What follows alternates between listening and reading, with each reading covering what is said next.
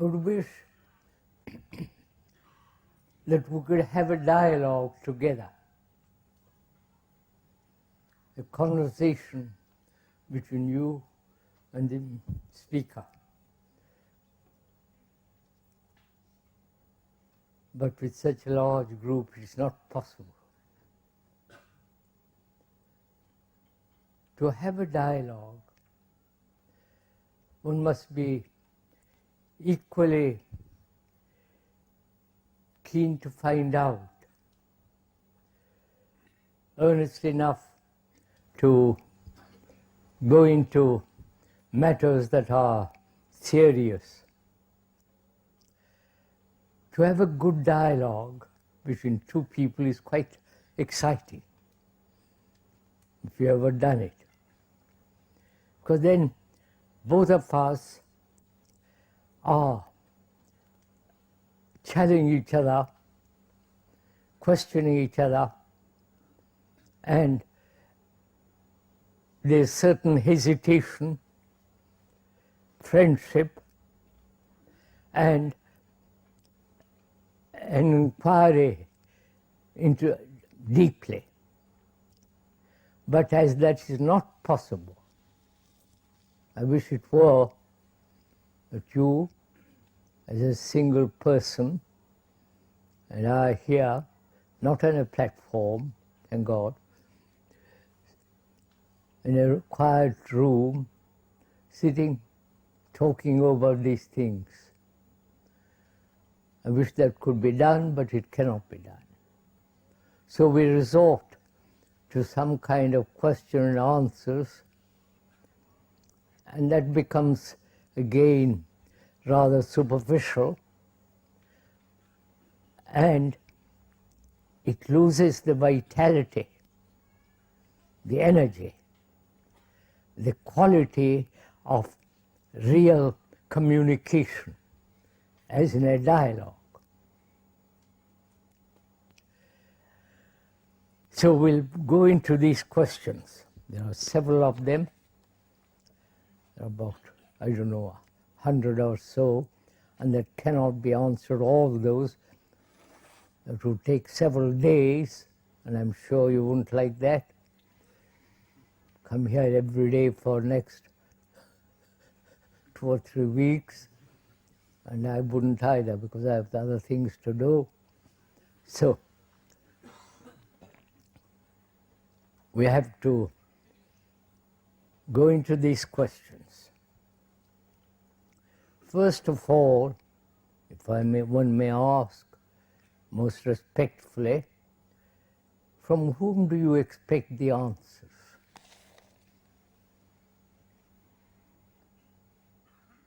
It's good to question. Not only the speaker, or to question your friends, your wives and your husband, to question, to doubt, to inquire, to be skeptical.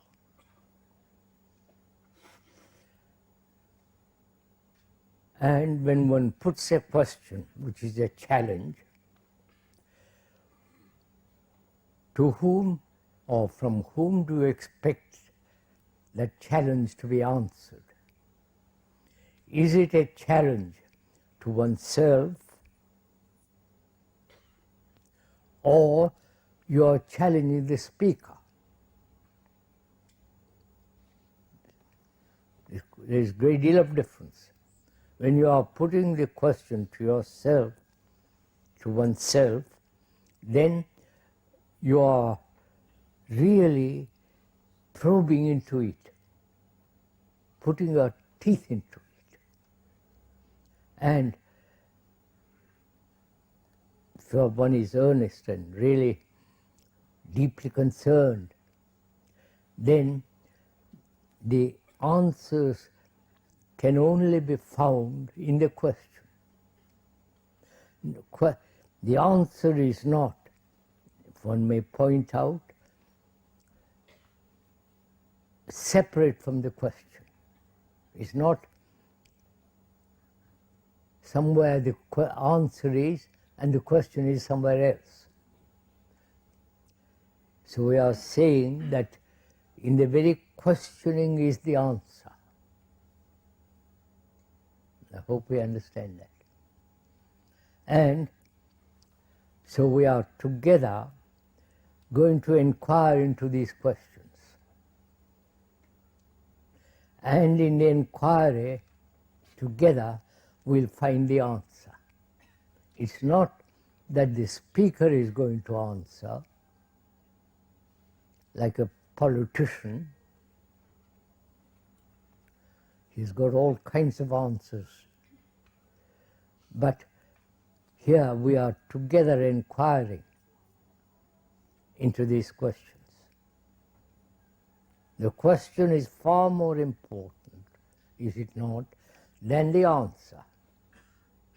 Why do I put a question to myself or to the world or to my friend?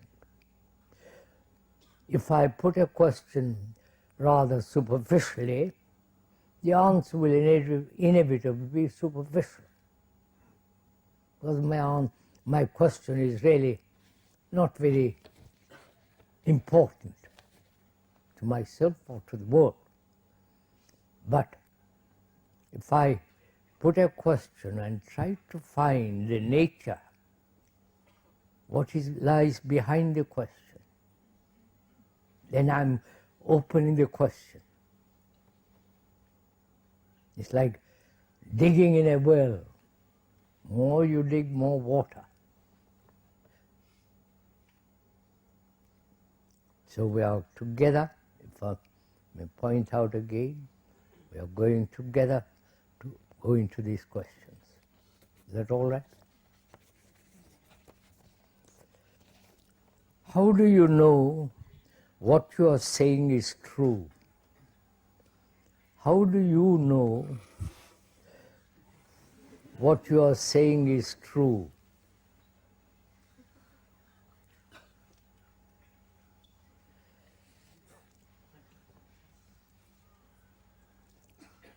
Why do you ask me that question?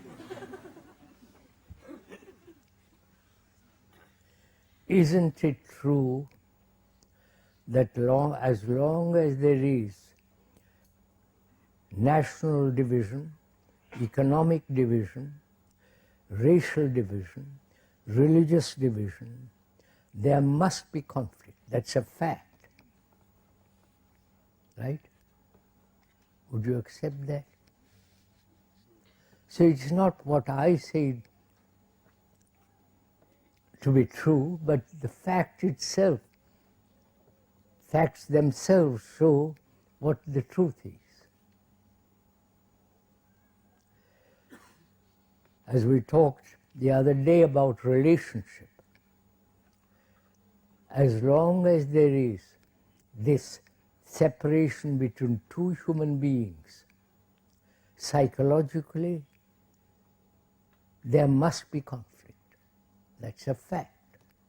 It's not that what I say, how do I know what I say is true, but it's a fact that as long as I am ambitious and pursuing my particular form of pleasure, particular fulfillment, and my wife or husband does, or girlfriend does the same, we must inevitably end up in conflict. That's a fact. So it's not how do I know what truth is. First of all, let us look at facts. We are greatly prejudiced people. We have a great many prejudices. We have cultivated them.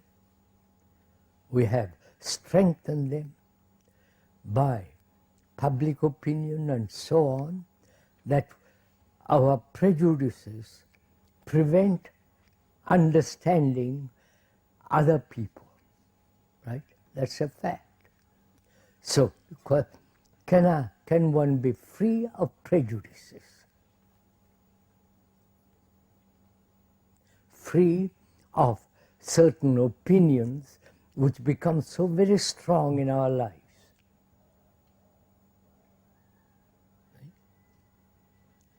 And the question then arises, how is it possible for human beings to be free of prejudices? That we can discuss, that we can have a conversation, a dialogue, and say, look, I have prejudices, suppose I have them, and you have them. And so these prejudices, whether they are idealistic prejudices, capitalist prejudices, totalitarian prejudices, religious prejudices, they divide people. Right? It's simple fact. And where there is division, there must be conflict. The Arabs and the Jew, the Islamic world and the rest of the world,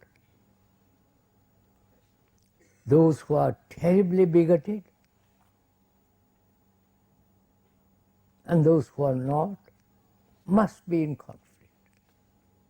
It's a very certain fact. I have nothing to do with it. Isn't how do I know what I am saying is true? We are just facing facts.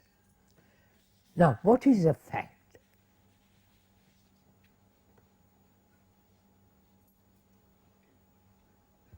What do you think is a fact? That which has happened before, an incident, a car accident, that's a fact. Or what is happening now, sitting here, is a fact. But what will happen in the future may not be a fact. So, fact implies that which has happened before. Yesterday, walking along the lane, I met a viper. I saw it. It didn't bite me. That's a fact. And what is happening now, what I am thinking, what I am doing now, is a fact. And what I will do may not be a fact. It might happen or might not happen. So if we are clear on what is a fact, and then what is an idea, you understand? Is an idea a fact? You understand? And the word idea, Greek and so on, Latin, means to observe.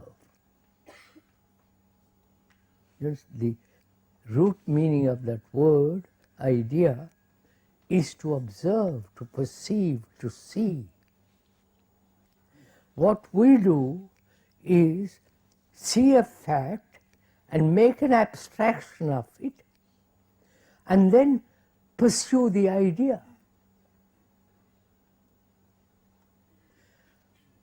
Which means there is always the fact and a conclusion from the fact.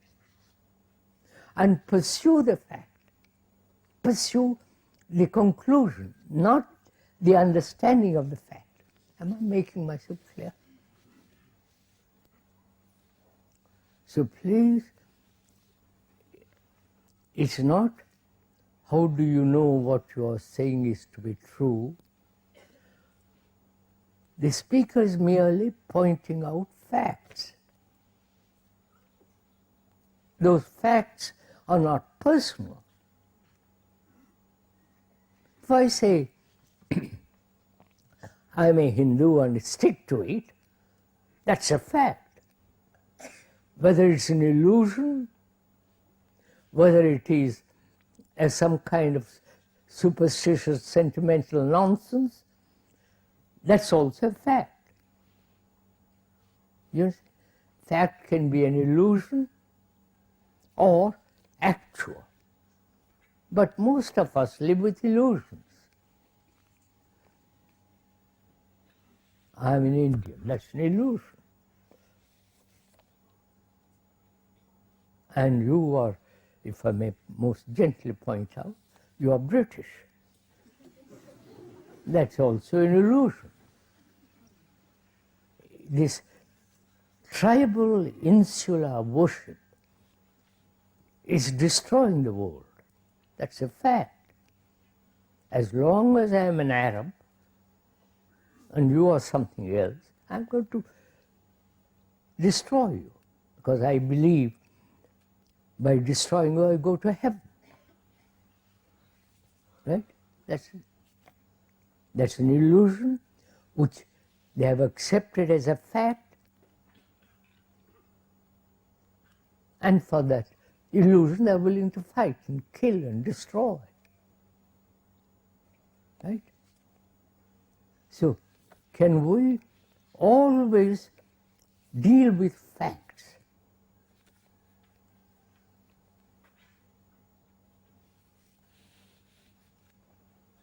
I'm asking.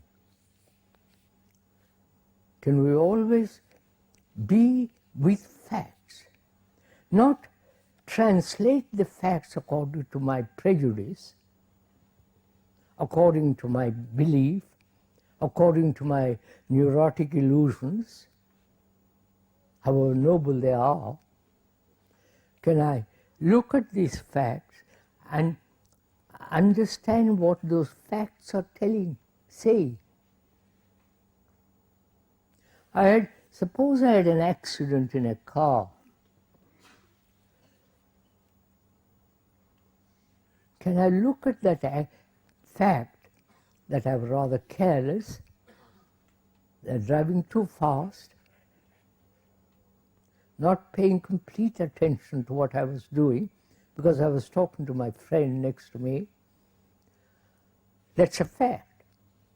But I then say, no, it's your fault because, the other fellow is the fool.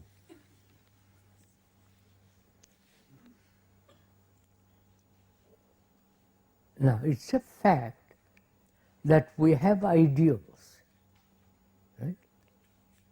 Don't you all have ideals? No? I wish we could have a dialogue, friendly, talk to each other. Don't you have ideals? I'm afraid you do. Ideals. What are those ideals? Are they facts? The ideal that we must live peacefully, right? The ideal that we must be, whatever it is, non-violent, or the ideals of a communist, which are drawn from historical study, but those studies are prejudiced by my conditioning. So, why do we have ideals at all? I know this is a dangerous thing to say, because most of us live with these extraordinary ideals. We are questioning, please. I'm not saying you should or should not have ideals. I'm saying, why do we have ideals? Faiths, beliefs. As a Christian, as a Buddhist, as a Hindu, I'm an American, you are British, all the rest of it. Why? Is it our brain is incapable of living without any illusion?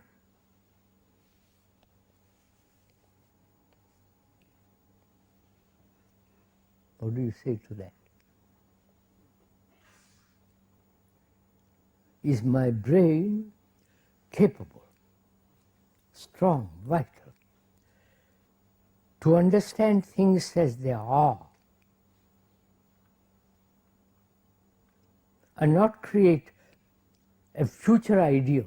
Ideal is non-existent, right? All Christians and all religious people believe that you must not kill, right? And probably the Christians have killed more than anybody else, right? I admit it, so don't be... And the Islamic world have killed more, not so many as the Christians. And probably the Buddhists and the Hindus come much on a lower scale because they are barbarians. They are uncivilized people. And so it goes on. And we know that ideals of every kind, faith, belief, divide people. Right? That's a fact. So can we be free of ideals, of faith, of being identified with one group and against another group which identifies with another? You follow? Be free of all this. Could we? Or is that impossible?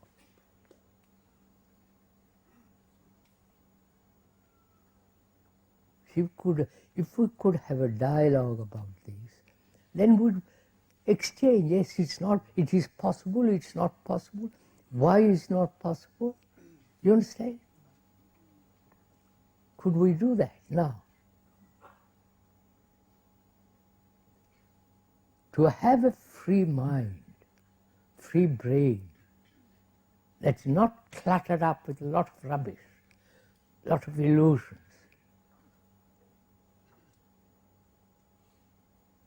Is that possible? And some of you may say, no, it's not possible, because I can't live without my beliefs. I must have my ideals, my faith. Otherwise I'm lost. With your faith, with your beliefs, with your ideals, you're already lost. That's a fact. You are very lost people. But whereas if you could have a dialogue, conversation, and say, why do I cling to my particular prejudice, particular ideal, particular and so on? Why have I identified myself with them? Why do I identify myself with anything? You follow? Push it. Push it deeply to find out why we do all these things.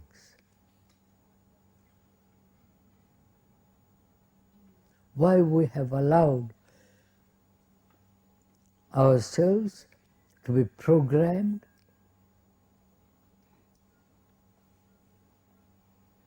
why we are afraid of public opinion, and so on and so on. So the question, how do you know what you are saying is true, I'm afraid has very little meaning. Truth is not something that is mysterious. Truth is where you are. From there we can begin. Truth is I'm angry, I'm jealous, I'm aggressive, I quarrel. That's a truth, that's a fact. So one must begin, if one may most respectfully point out, where one is. That's why it's important to know oneself, to have complete knowledge of oneself, not from others, not from psychologists, brain specialists and so on, but to know what you are. because you are the story of mankind. You understand all this? If you know how to read that book, which is yourself, then you know all the activities and the brutalities and the stupidities of mankind. Because you are the rest of the world. Right? Is that question clear? Is desire something fundamental in human beings? And without desire, could we function in this world at all? Is desire something fundamental in human beings? And without desire, could we function in this world at all? Could we talk about this? Have a conversation what is desire? Why desire has become so important in our lives? And why desire dominates? And why desire changes its object from year to year? Right? You understand? Why? And all the various monks throughout the world, they are supposed to be serious people, dedicated, committed. They suppress their desires. They are tortured by their desires, right? They may worship whatever symbol, whatever person, but desire is there burning like a fire, right? It's a common fact. And to understand the whole nature of desire, one must go into very, very carefully. Let's talk about it together, shall we? Join me, please.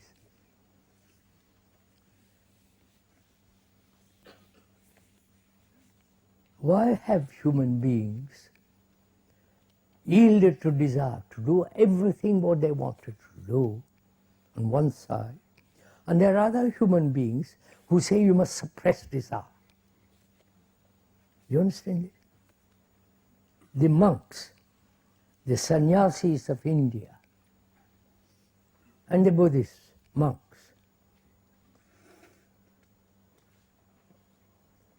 all say you must control your desire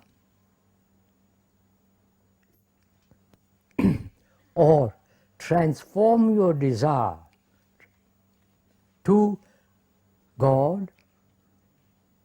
You understand all this? Turn your desire to the worship of your Savior. Turn this desire that is so strong, take vows against it. Vows of celibacy, vows of silence, vows of 1 meal a day. You understand? Have you ever been in a monastery? No, you didn't.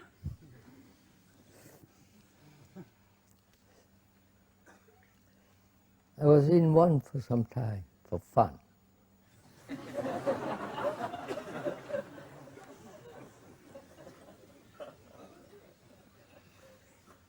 And I watched, I listened, sat there, did the things they did. It was really a cruel affair.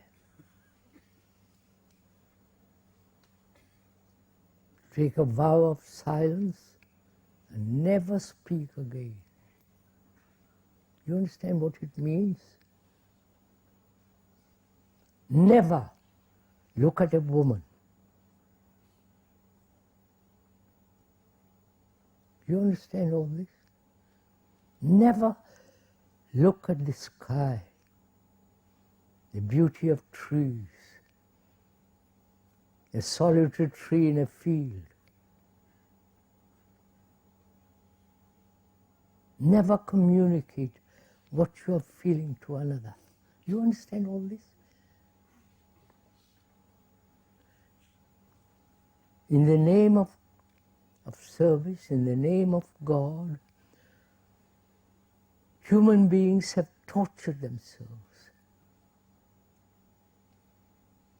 to find illumination, to find enlightenment, to find something or other, heaven. And that's a tremendously tortuous and torturing affair. And desire is at the root of all this, right? I wonder if you understand all this.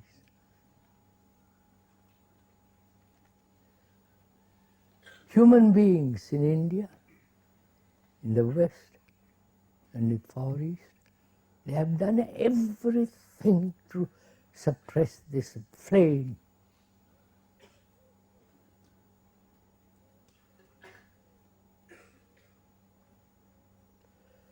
I once met a man, an Indian, highly educated. He's been to the West, talked excellent English, very learned, and he had taken a vow never to enter into a married house. Please, you may laugh at it. Because he said sex is an abomination.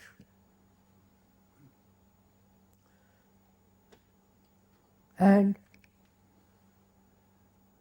when he said it's an abomination, you could feel the tortures he had been through. Do you understand all this? Does it mean anything to you, all this?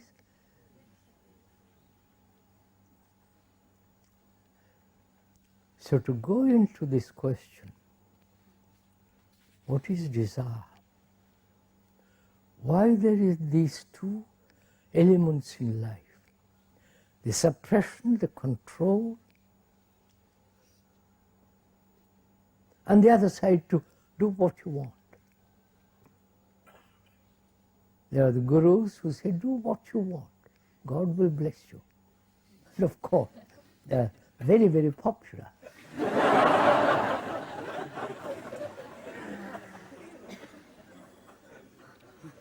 And thousands go, offer everything they have. You know all that's happening in the world. So we must go into this question. What is desire? And whether it is the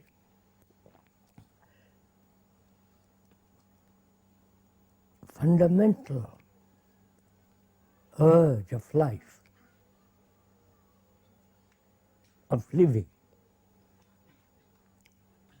Is this clear up to now? So let's go into it. What is desire? You understand? We expanded desire, what is taking place in the world. Nightclubs, sex, free sex, do what you want to do. Gurus help you to do what you want to do. It releases all your inhibitions.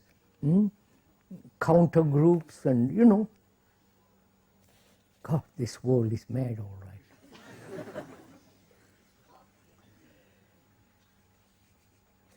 But they never ask the question, apparently, I may be mistaken, what is the nature of desire? What is it that the entity that controls desire? You understand? You understand what I'm saying? The urge to have something, to possess something. And the entity that says don't. Right? There is this battle going on. One desire opposing another desire. Right? Are we together in this? We are having conversation. I'm not make up the sermon. We are having a dialogue together, which is, why is there in human beings this dual process going on? Opposite processes, wanting and not wanting, suppressing and letting go. You understand my question? Why is there this contradiction in us?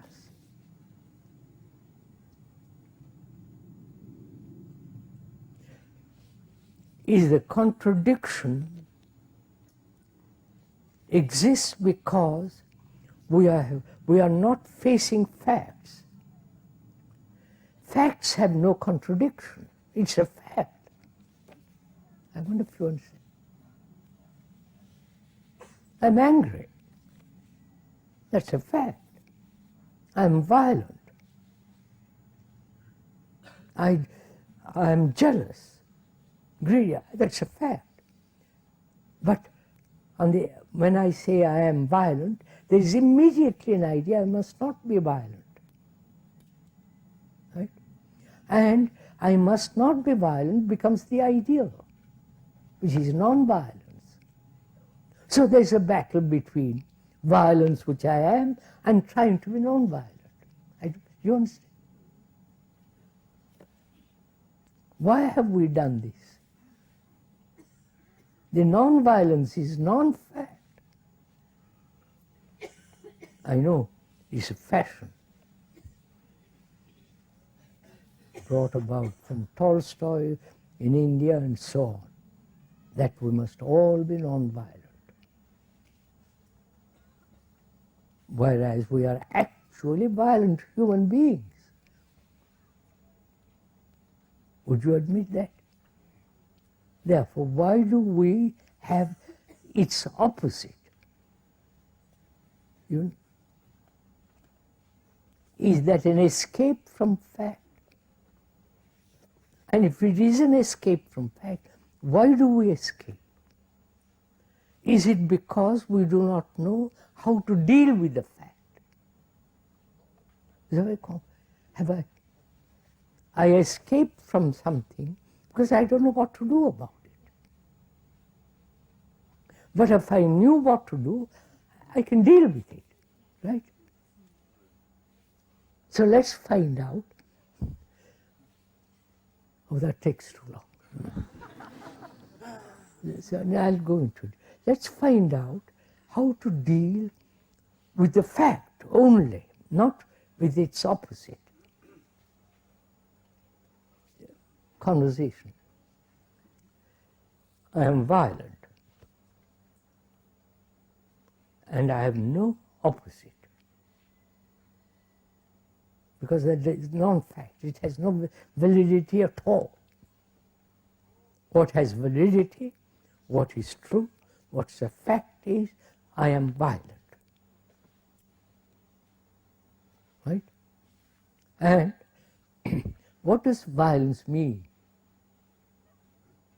Not only to do harm to another, throw a bomb and all the rest of the things that are going on in the world, it also means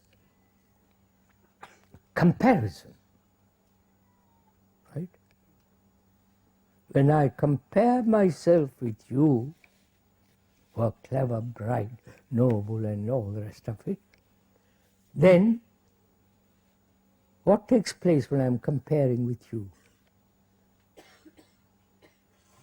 Through comparison, I make myself dull. Right? I wonder if you follow all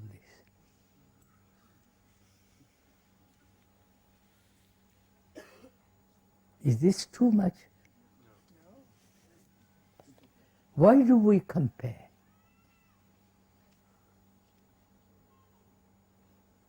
Of course, you have to compare, if you have the money, between two cars, or between dresses and so on.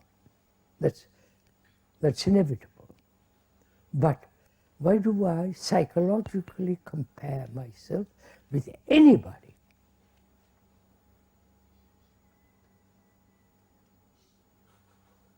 Is it because I do not know how to deal with myself?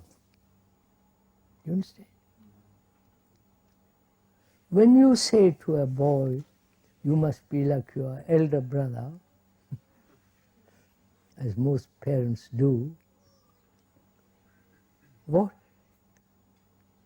happens to that boy who is B? When you are comparing B with A, what happens to B? Have you ever thought about it? You understand my question? I have two sons, A and B, or two girls, whatever it is. I am comparing A, the youngest boy, to the older, and say you must be like him. What does that do to A? You understand? When I say you must be like B, what happens to A? Then he is imitating, right? Conforming. You have set a pattern. And this comparison is a form of violence, right? I wonder if you see that. No? So imitation is a conformity, is violence. You see, it's very, you have to go into this, all the subtleties of it. So when you look at violence, it opens itself more and more what the content of that word is. And it reveals most extraordinary things. But if you are pursuing non-violence, which is illusory, which is non-factual, it has no meaning. I wonder if you see this. So let's come back. Which means really, how do you observe violence?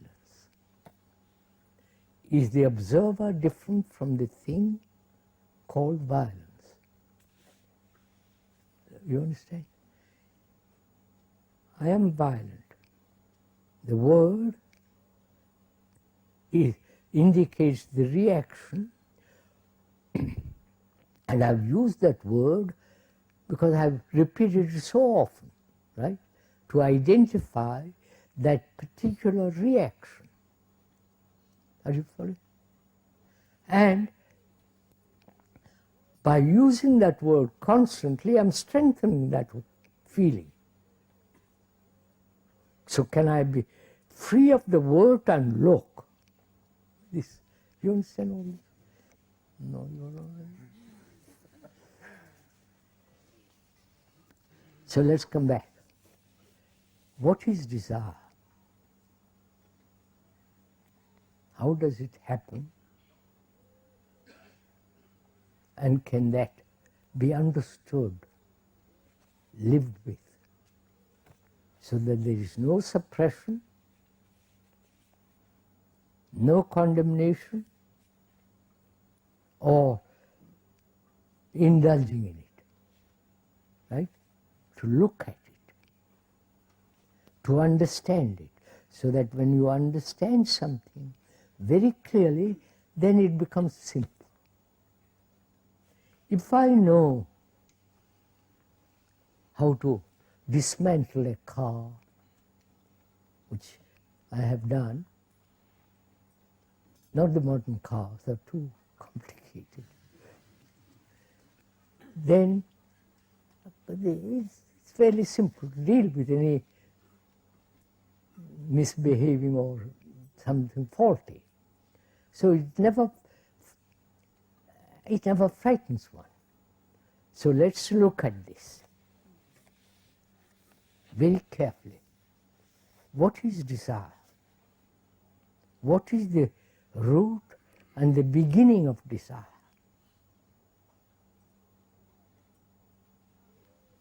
Right, sir? Can we have a dialogue about it?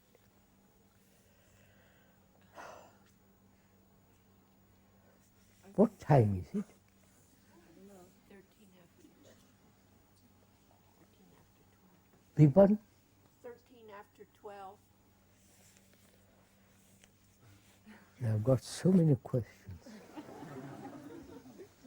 I'm allowed to talk, not allowed.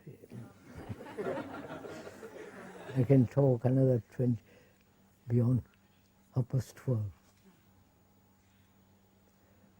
We'll go on with it. We're asking what's the root of desire?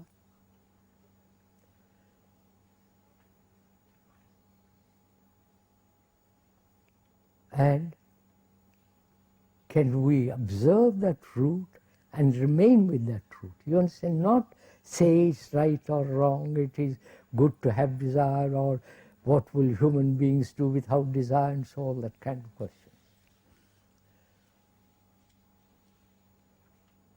I have an answer. Como, Meda? I have an answer to your question. Yes. I think separation from the mother is the root of desire. From the mother. Yeah. The baby gets desire from the mother. No, it gets desire from the separation. Desire from separation from the mother. Is that so? Is that true fact? We don't know. Don't go back to babies and children and mothers and all that. That's a different question. We'll deal with it when it arises. We are asking what is the root of desire. You see something beautiful. A nice picture. A beautiful piece of furniture. Jewelry. You see it in the window. What takes place? Let's go slowly. You see the particular jewel in the window. There's a reaction to that, right? You go inside the shop and you ask the man to show you that particular jewel. You touch it, then you have a certain sensation, right? That is seeing, going inside and contact with your fingers, then sensation, right? Seeing, contact, sensation. Then, please go slowly, you will see it for yourself. Then, thought imagines how lovely it would look with that jewel in your hand or on your neck or in your ears, right? So, at that moment, desire is born. Am I making myself clear? That is, it's natural to have this sensation, seeing that jewel in the window, going into the shop, handling it, sensation, a feeling. Then thought comes along. It's all done in a flash of a second. But thought comes along and says, how lovely that would be on my finger. How lovely it would be if I owned that marvelous piece of jewel. At that moment, desire is born, right? I wonder if you understand this. If you could approach desire slowly, step by step, then we see how desire is born. Seeing, contact, sensation. Then thought sees that car, I mean, see the car, touch it, go around it, feel it, open it up, and the sensation. Then thought says, I like to get that car, sit in it, drive it. You understand? All this takes place instantly. Now we are separating it step by step. So, if you are aware of this whole process, contact, seeing, contact, sensation, thought, imagining you in the car and driving it off. You understand that? That moment is the birth of desire. When thought interferes with sensation. You understand? Is this a fact?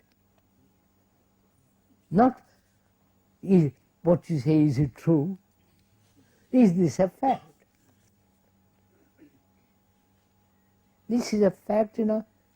You see a blouse or a skirt or a nice shirt in the window, and you go through the whole process in a flash of a second.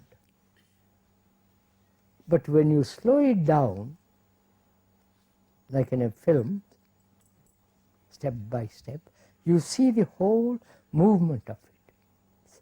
Contact, seeing, contact, sensation, thought with its image, then desire is born. Right? Are we clear on this? Not I am saying this. Don't say what right have you to tell that. This is a fact. Then let's find out why thought does this.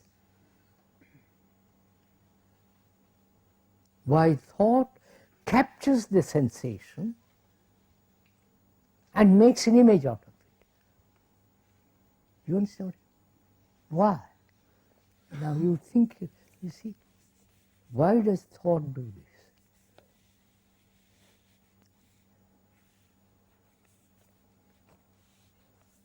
Memory which likes to repeat itself.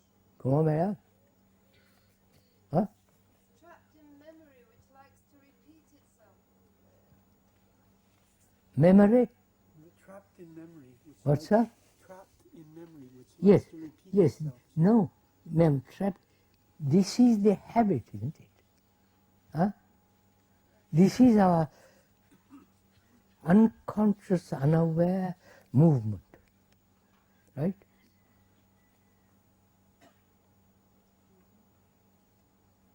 I see something, immediately.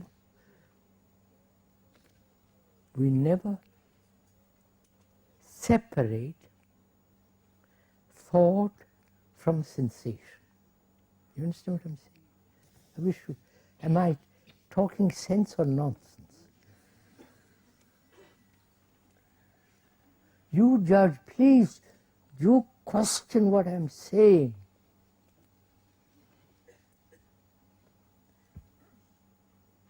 So thought is more dominant than desire. Right? I wonder if you see that. Which is, thought shapes sensation. Right? You ever had sex last night and thought is going on. The image, the picture, the wanting. You follow?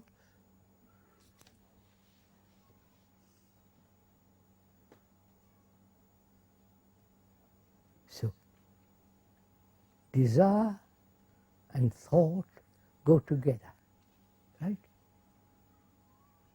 Is that so? Or is desire something totally different from thought?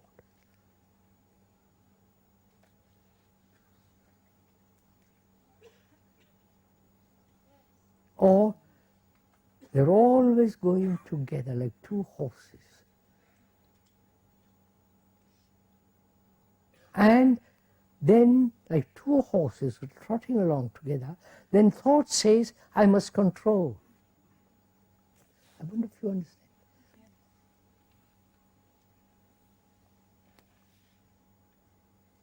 So, if when one is aware of this movement of contact, sensation, seeing, contact, sensation, and thought capturing the sensation, creating an image, at that moment, desire is born.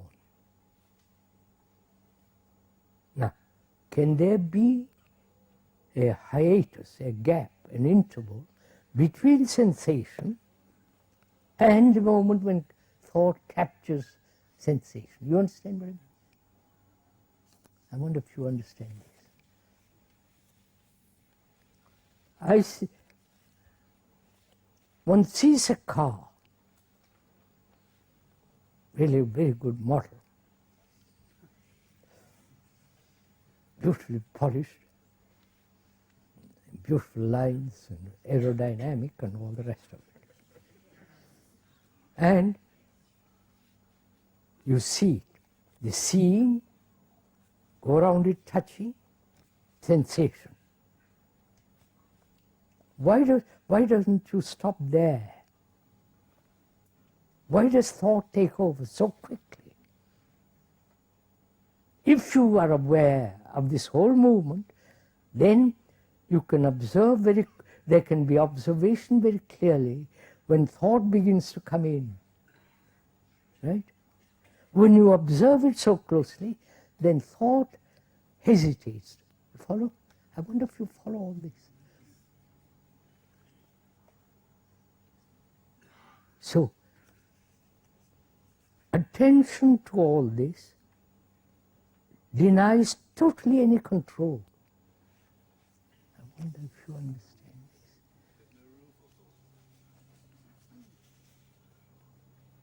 After all, when I control my desire, the controller is another form of desire, right? Right? So one desire is in conflict with another desire. But if we understand the whole movement of desire, then you understand there is a certain quality of discipline, not control, but the awareness or the attention to this whole movement is its own discipline. Am I talking? No, you haven't done any of this, so it's all totally new. Good people? Can I ask you a question about thought? When we go now from this tent, what do we do with our thoughts that they don't start? I've explained this, madam, the other day. Thought is necessary in certain areas. Otherwise, you and I couldn't speak English. Thought is necessary for you to go home, to do your job, your skill. Thought has built the extraordinary things of the world, cathedrals, atom bomb, the marvelous submarines. And also thought has created all the things that are in the cathedrals, the vestments, the robes, all the rest of it. And also thought has created war. My country and your country. My tribe and your tribe. So all that we are saying is, thought is necessary in certain places. Thought is not necessary in other areas. That requires great deal of observation, attention, care to find out where thought is not necessary. Right? But we are so impatient. We want to get at it quickly, like taking a pill for a headache. But we never find out what the cause of headache. You understand all the rest of it. So if it is very clear, the origin and the beginning of desire,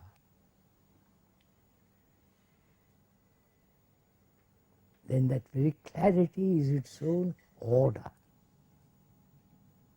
Then you don't, there is no disciplined desire. Right? Have I made this somewhat clear? What's the difference between the quality of desire of buying something or to look for the truth? What's the difference between the quality of desire to buy something and to look for truth? That was her question. The desire for a blue suit, blue shirt, blue blouse, whatever it is, and desire for truth are exactly the same.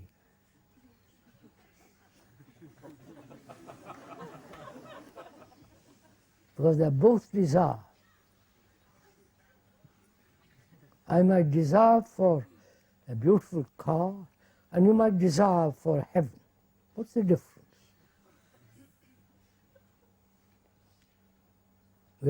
We are trying to understand desire, not the objects of desire. Your object may be to sit next to God. My object of desire may be to have a nice garden. But desire is common to both of us. And we are trying to understand desire, not your heaven or my garden.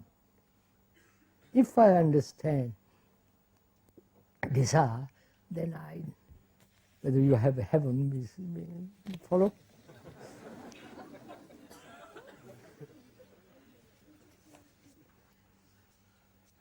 Jealousy and distrust or poisoning my relationship with someone. Is there any solution other than isolating myself from every other human being except him?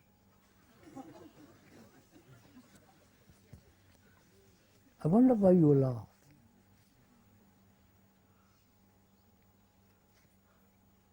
This is a common, everyday human life, right? Jealousy and distrust are poisoning my relationship with someone. Is there any solution other than isolating myself from every other human being except him?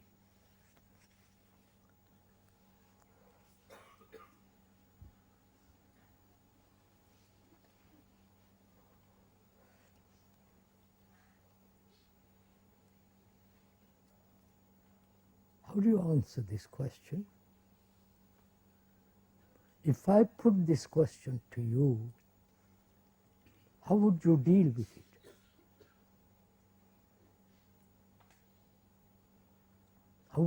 What would be your reaction, your response to this question?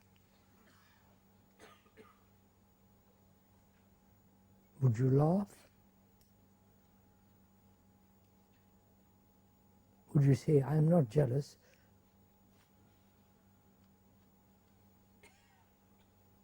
So let's go together into this very complex question, which is human question. It's not something about heaven or nirvana or illumination.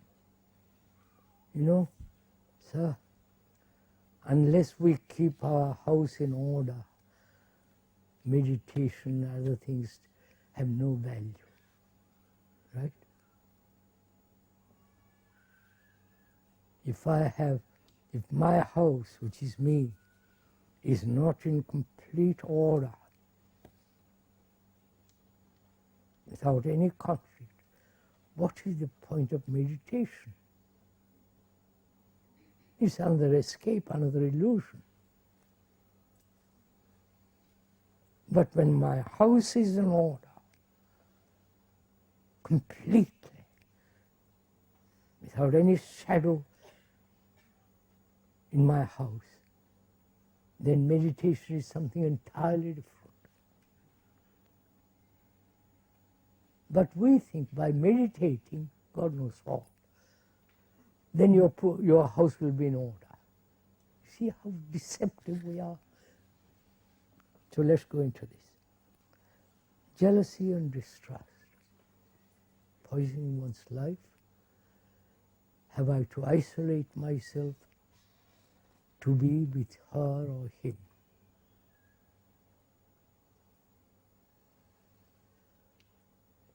What is the idea? Why do we possess people? Right?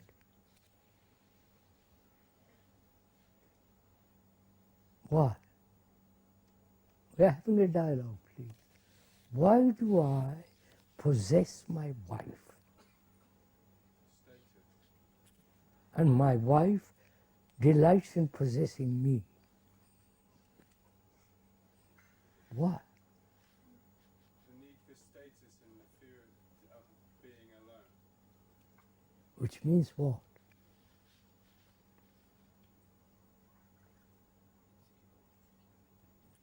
So, look, we are asking this question to end jealousy, not just to go on and on and on and on for the rest of our life. Like desire, to understand it so fully, it becomes very simple. So, I want to find out why I'm jealous. Why I'm jealous of my wife, or she's jealous of me. Is it that we want to possess each other? What does that mean? What am I possessing? The body? Please inquire with me, sirs. Don't.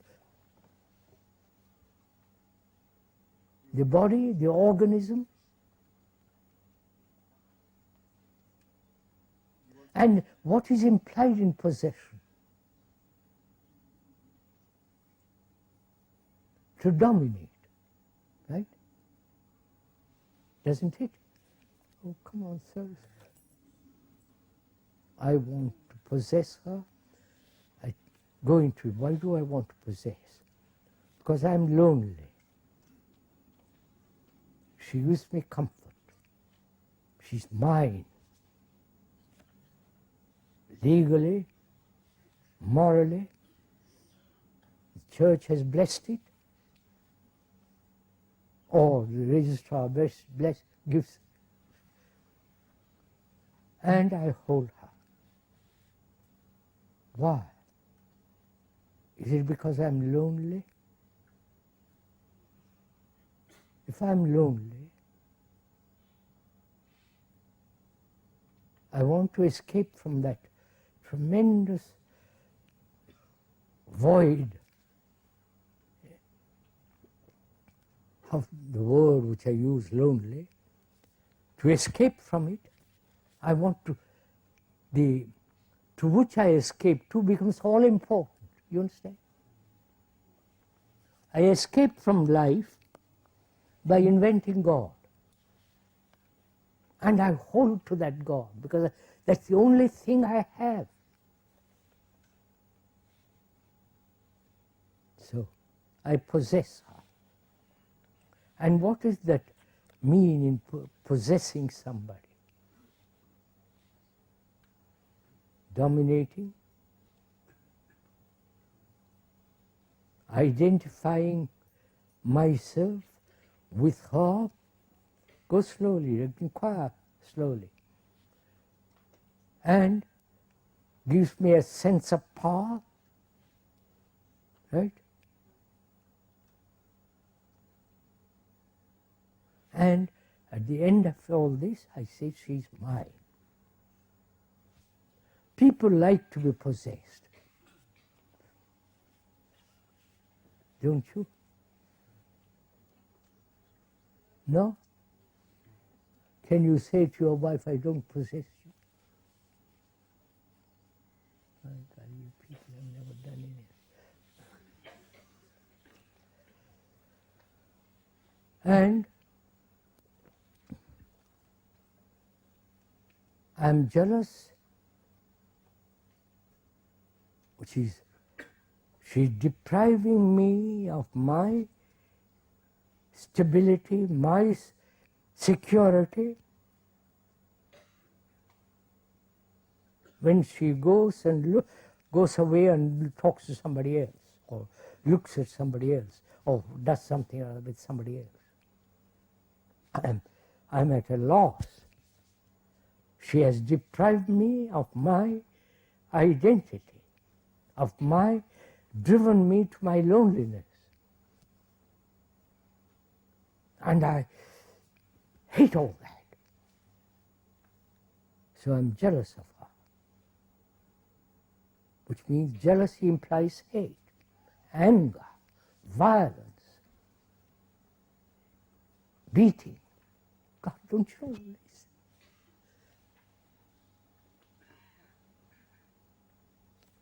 And I can't let her go, and she can't let me go. And we live like that. Jealousy, distrust, feeling lonely deeply inside, but trying to escape from it. That's my life. And that's what we call relationship. And that's what we call love. You understand, sirs? So one asks much deeper question. Is love desire? Go on, sirs. Is love pleasure? You have to answer that question, not her. It's your life, not my life. And can each of us see this fact, what possession, domination, power does to each of us?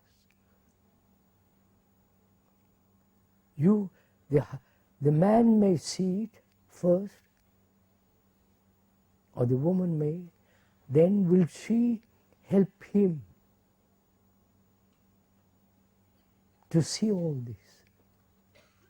And is he willing to listen to all this? You're following all this? Or is it all strange to you all? Will he or she listen to each other? A basis of it being afraid to lose, you understand? Afraid losing one's security in relationship. And when that security is shaken, I'm jealous. Will my wife listen to me?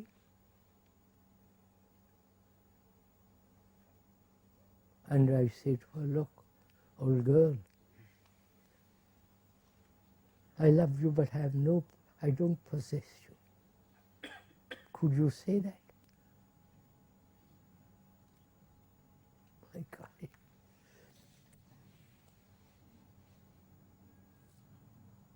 I'm free of you and you're free of me.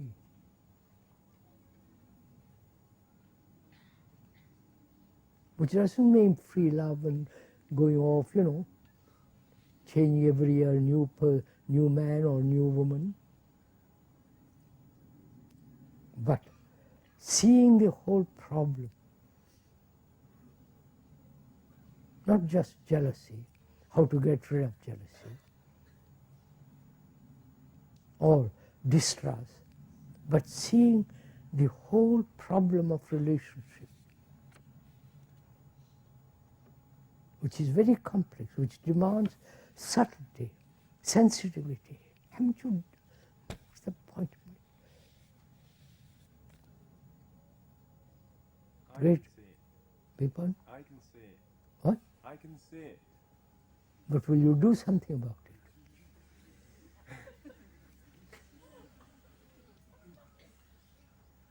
One can intellectually understand all this, verbally, which you call intellectually. What value has it? And I carry on with jealousy for the rest of my life. And that jealousy creates wounds in me, psychologically. I'm hurt inwardly. And I carry on with that hurt, with that jealousy, with that distrust. Is this the way of to live? So merely to see it all intellectually has very little meaning. But if you say, look, I'm jealous, let's go into it, let's find out whether it can end. Which means, do I possess anything at all? Oh, no. Am I attached to anything? Attached to my wife, husband, attached to ideals, my future success, attachment. When you are attached, then there is jealousy, there is anxiety, there is pain.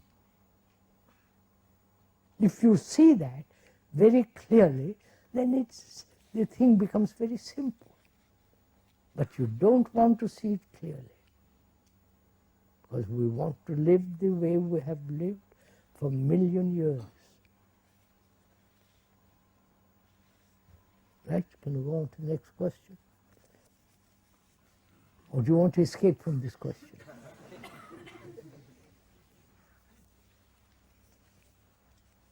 ask a question?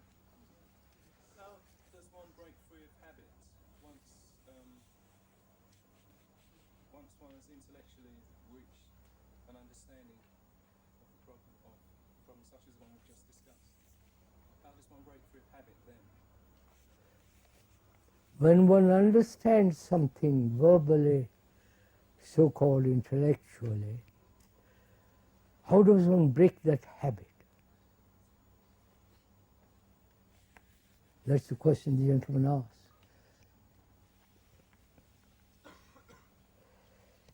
What is habit? It's a repetition, isn't it? Clean one's teeth every morning, afternoon, evening.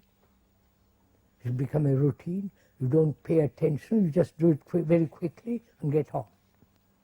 So the brain establishes a pattern, drinking, sex, whatever it is, it establishes a pattern, then repeats it, then it becomes mechanical, right? Are you following all this? So the brain, through constant habits, has become what it is now. Not active, alive. So, gentleman asks, how do you break a habit? Whatever the habit to search God, go to some exotic guru who promises you everything and let you do what you like. All these crazy things that are going on in the world. Now, how do you break a habit? Without conflict, right? You understand? If let's say I have a habit of what? Give me a habit, would you? Huh? Smoking is such a easy affair. That's an easy affair to stop. Huh? Always giving the same answer. Huh? What? Always giving the same answer. Oh? said the habit is always giving the same answer. Yes. I hope I'm not giving the same answer now.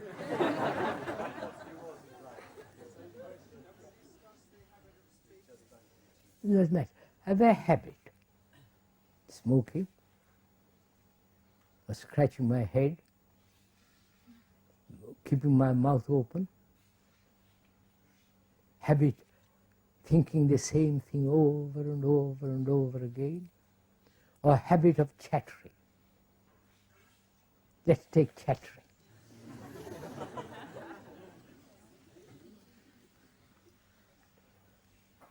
I'm not only chattering with myself, but also I'm endlessly talking with others. Right? The other day, somebody came to see me for an interview. I don't give interviews anymore, but she insisted she came. Moment she entered, please, there's none of you here. She began to talk. And when she left, I'm glad to have met you.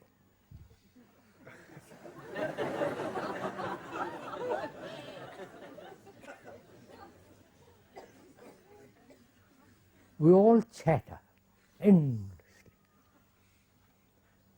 Not only with tongue goes back and forth, but also chatter inwardly. That's become an extraordinary habit for most people. They can never be quiet,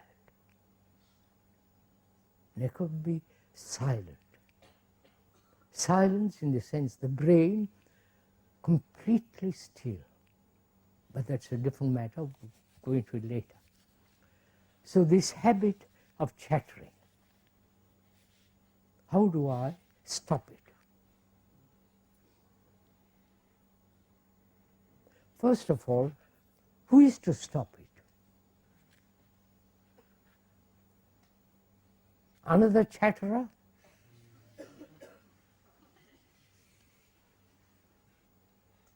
Who says, I must stop this chattering, but I'll have my own chattering. You understand? So who is to stop chattering? Fear?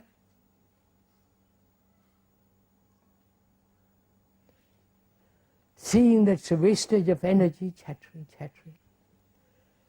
Then will you stop that? So we have to ask a question which is much more serious. Is there an entity outside of you or inside of you that will act as a brake upon chattering? That will say, no, I will not chatter. Is it, please listen carefully, is it another will? Is it will? The decision not to chatter? And if it is will, what is will? The quintessence of desire, right? Right? Are you all tired? All right. How quickly you answer.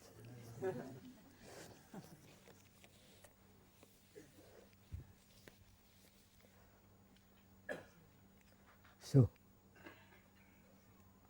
how do you stop a habit of chattering? First of all, if you stop it through will, through desire, that creates another conflict, doesn't it? And to stop chattering without conflict. You understand my question? Is that possible? I chatter. First of all, I'm not aware I'm chattering. You point it out to me. I say, well, chap, do stop chattering so much. And I get rather hurt by it. But if I go beyond that, I say, now, how am I in what manner am I to stop it? Then I've got the orthodox means of will, right? Or taking a drug that will quieten me down. And having been quieted down, I take another drug to keep me awake, and I keep on that routine. So I want to find out how to stop a habit, like chattering, keeping mouth open, scratching yourself, all kinds of things, without any kind of effort. You understand my question? This is an important question. To do something without effort. I wish you could. Does it amuse? Fun. Will you do this? Find out your particular habit, aware of it, and say, now, can it be ended without any action of will, decision, compulsion, or reward? You understand? Reward and punishment are the two elements we live on. So can I break that habit without any side effects? Right? Can we go into this? I'll go into it.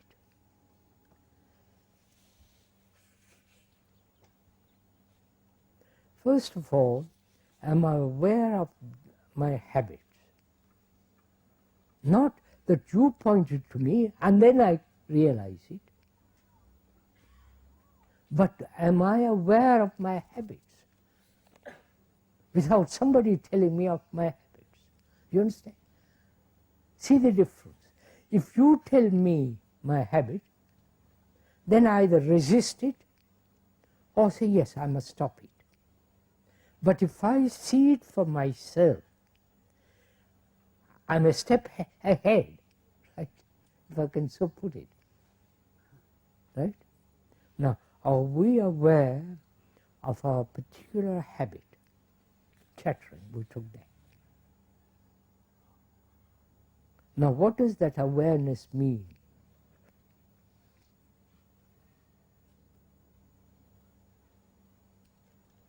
Awareness means to look at something without any reaction, right?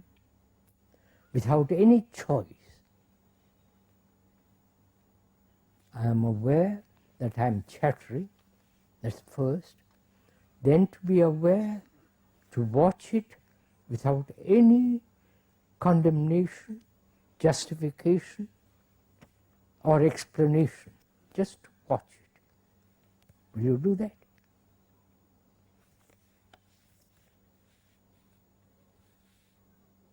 So that the old reactions don't come in. The old tradition doesn't come in and say, well, I must stop it, I must do this, I must do that. So to watch the chattering very carefully.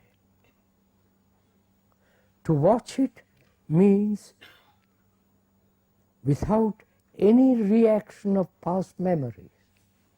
This becomes very difficult. You understand?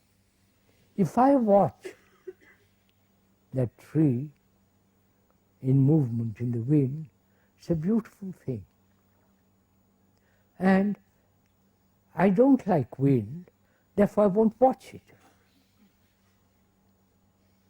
Similarly, in a certain way, I can watch my chattering. The watcher is not different from chattering, right? So the watcher is not the structure of words, memories, he's just watching. You understand that? And please, this is rather complex and requires a great deal of inquiry. We watch things with our prejudices, with our opinions, with our memories, the whole structure of words, right? We watch everything that way. Now, can you watch without all that memory structure?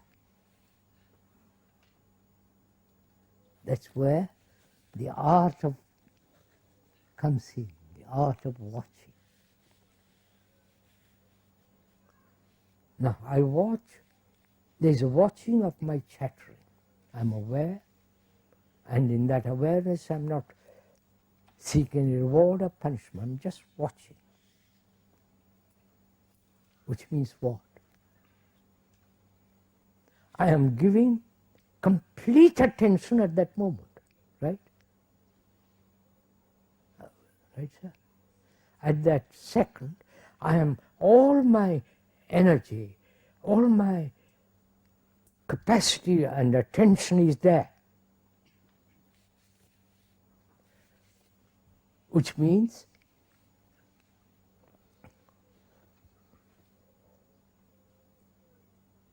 when there is complete attention,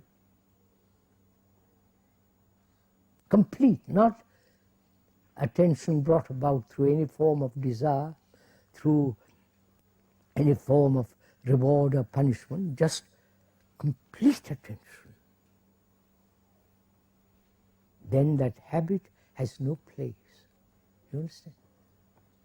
Do it, please. Try it once. Now, you will say, yes, that's, for the moment it is possible. I can see that can end. If I give a complete attention to something, there's an ending to it. But it comes back, right? Are you following me? It comes back. The Saturn comes back. Then what's your reaction? I did it once, gave complete attention, and it seems to subside for the second. Now if I give same attention, it will subside again. So you have become mechanical. I wonder if you see this. Do you understand this? I gave attention, complete attention, to my chattering. That flame of the attention wiped away for a few minutes chattering. I've seen the thing works. Then next moment or next hour, whatever period of time, you begin to chatter, and suddenly you catch yourself saying, I must pay attention. So again you repeat again it disappears. So gradually what you are learning is paying attention, which means you are not attending. I wonder, is that very concrete? Have you understood what I am saying? If you are constantly reminding yourself to attend, it's not attention. But attention has no time. Oh, I won't go into all this too. If you give your complete attention, which means there is no wastage of energy, then the thing goes away. So your concern is not attention, but wasting energy. You follow? We waste energy in 1,000 ways.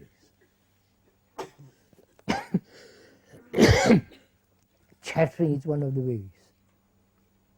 So, all right, I don't pay attention anymore about chattering, but I'm going to see how I waste my energy. Right? I'm going to pursue that. I'm going to watch, learn, see where I'm wasting energy.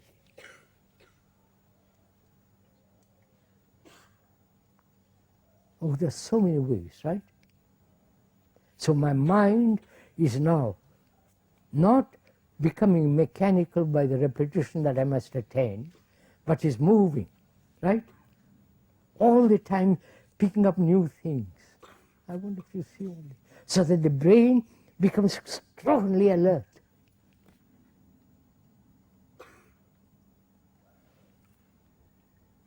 And when it is so alert, habits have no place. Is that enough for today? What time is it? 5 after 1. Oh.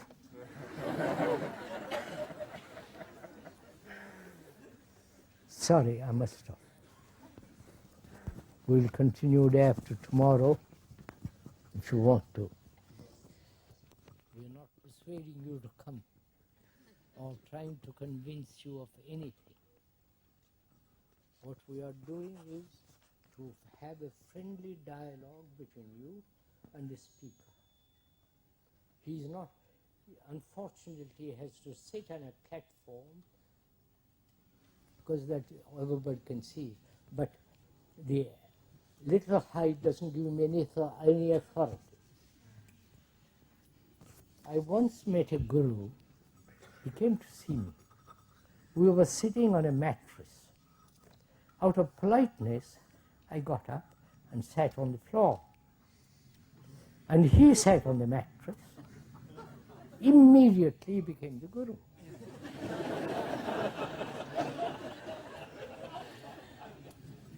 That's the end.